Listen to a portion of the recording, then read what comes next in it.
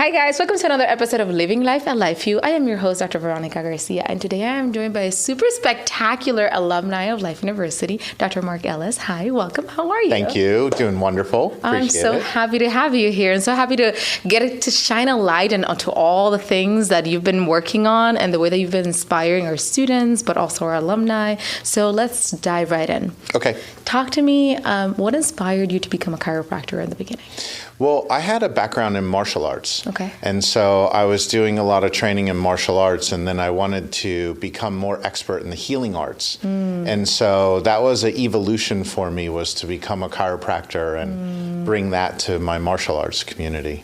Tell me, you practice chiropractic, and then you practice so much deeper than chiropractic. Tell me a little bit more of your practice in Marietta, in Georgia, right? Yeah, Marietta? just 7 minutes away. Just a few minutes away. Yeah. Tell me about your practice right now. How long has it been going on, and what do you guys focus in? Sure.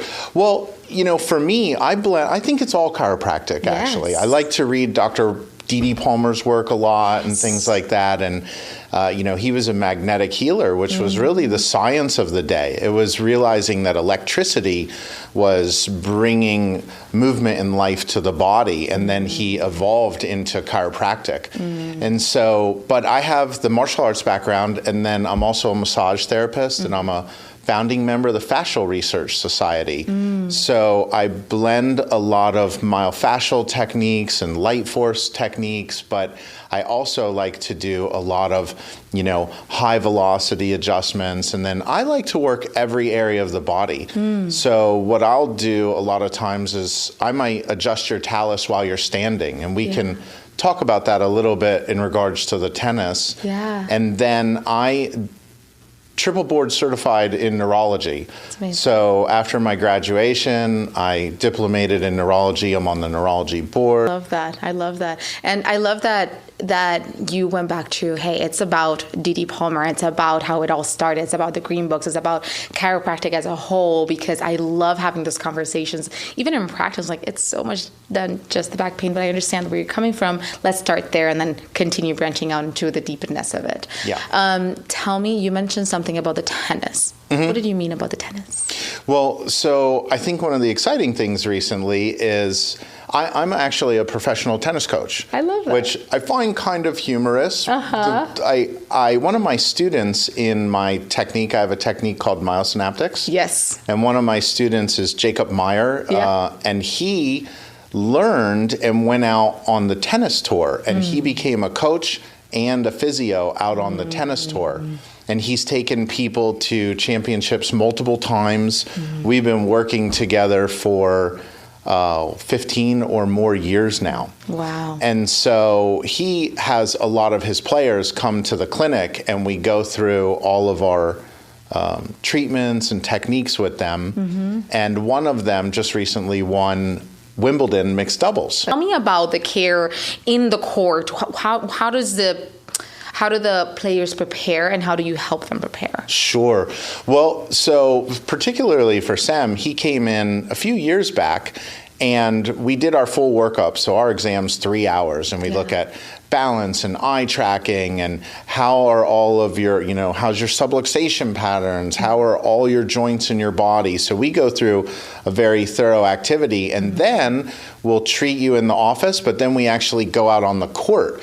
And so while you're really moving, we're watching how your body's moving and how your brain's reacting to the situation. So one of the things that we did for him was we put eye tracking glasses on him while he was playing tennis. Oh. And so you could see that on some of his, I don't want to tell you which ones, but on some of his shots, he would look at the ball perfectly. But on other ones, he wouldn't look at it correctly. And those were like shots that he would miss-hit more often. So then we retrained him. And some of that retraining might be doing eye and head activities to help you focus on the ball.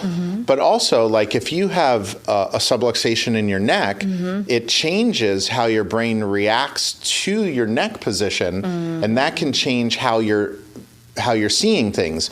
But people don't know that they're having that challenge. Right. So in the office, we're able to show him. He's okay saying it because he never thought he would even qualify for a slam. Those are called slams, you know. So he recently placed in the quarterfinals of the Australian Open. But he's been playing in slams for about a year now. Yeah.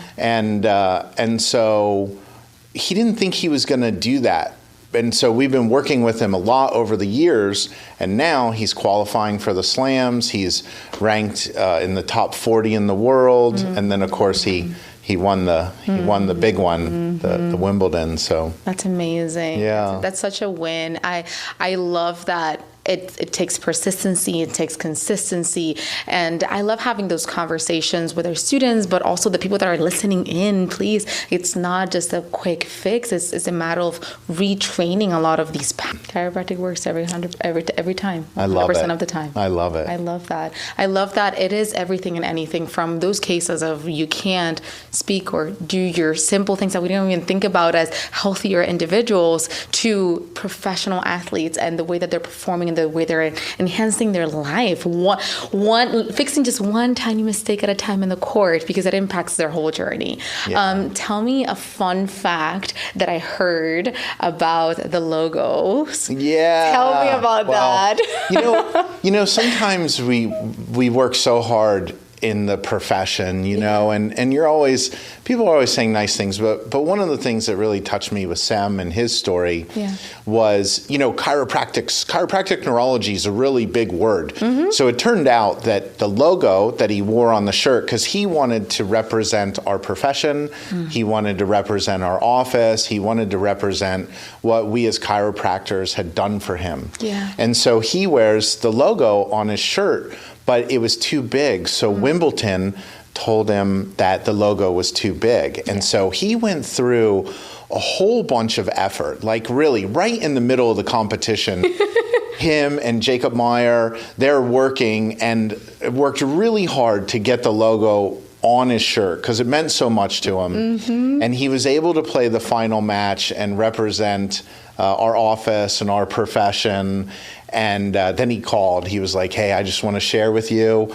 I'm going to put the shirt in the Wimbledon Hall of Fame with my racket. And so he's representing to the world the contribution that our profession made to his achievement in life. So I just love it. It was like, it was really heartwarming, you know? It really meant a lot to me. Yes, I love that. It's something so small yet so ginormous. Yeah. And he actually had people offering to get the logo spot because they knew what was happening. And so people were paying him to wear their logos. Yeah. And he was like, it's not about that. You know, he's like, I want to do this.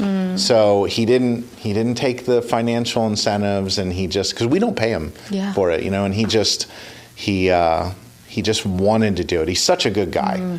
You know, such a good guy. I love to get to work with him. But the payment is a quality of life. It's the achieving these goals. It's the achieving goals that he never even thought of. Yeah. Also, so it's such a beautiful thing. Congratulations. Yeah, that's thank really you. cool to achieve. Yeah. Switching gears a little bit, you've been so involved at the university, and I'm so appreciative of that. And I love that students get to just even shadow or peek or just be around you and get to learn so much from you. So I'm so grateful. Thanks. But you also have such a huge impact in an alumni association.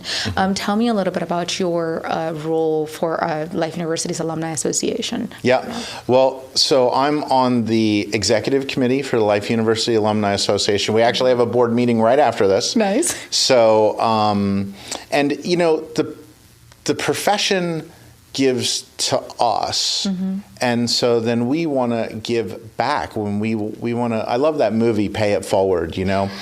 And so I do a lot for the university, but it's not for the university.